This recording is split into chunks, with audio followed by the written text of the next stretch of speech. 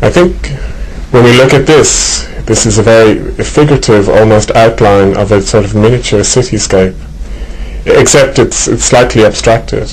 I think this is how the building works, basically. This is the entrance, and the entrance door is actually even a little smaller miniature version of this outline. But then it's abstracted into a plan, which basically takes you along a diverted path from that entrance to basically the riverside, where you have the same outline, except that along that path the building has been rising very slowly, so that this actually also, with the movement in plan and in section, gives you a sense of arrival at the river, where we will have, of course, the Glenglee ship, which will stand bigger than the building. But the sense that the building has been moving from when you entered it to when you exit it, I think really is a celebration of the relationship between the city and the river, and in the sense that it also has this very, very simplistic resonance of a cityscape, a warehouse, a collection of houses. It could even be a church spire. It could mean many things.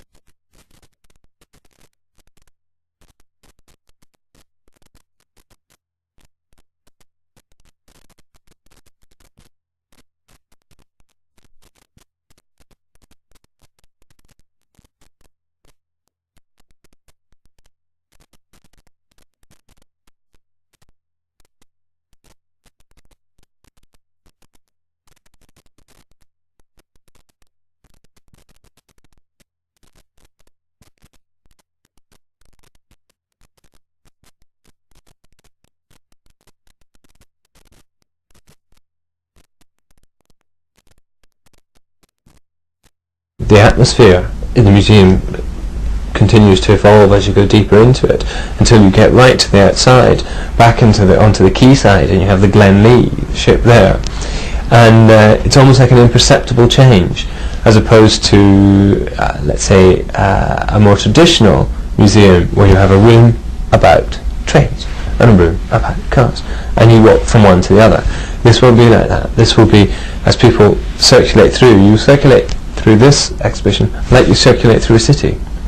As you recognise landmarks, you'll see things in the distance that you want to go and visit, and you choose a route to it. You can cross the road here, you can go around that object, you can get distracted by something, see this particular display, explore it, read it, get distracted, and then go to that landmark.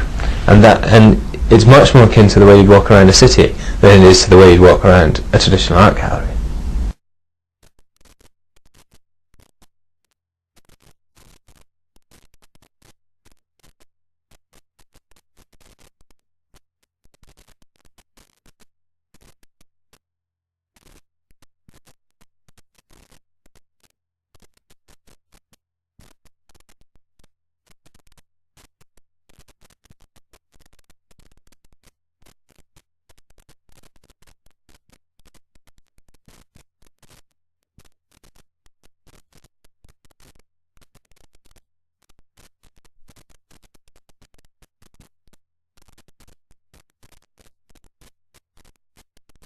It's a conveyor with ship models on them, and the conveyor runs continuously towards the sea.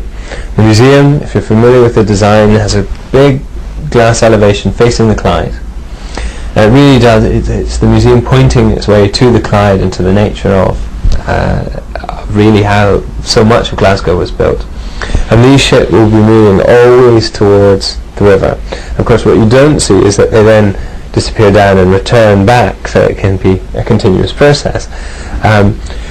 But what that will do is that means from a distance you'll have this line of ships in constant motion, and we'll be using light both in front of them and behind them to make them into silhouettes and to shine lights on them, and also using lenses like you would find in a lighthouse, such that it exaggerates the size and scale of the ships as they pass behind it, so the small models suddenly become big and then pass on again.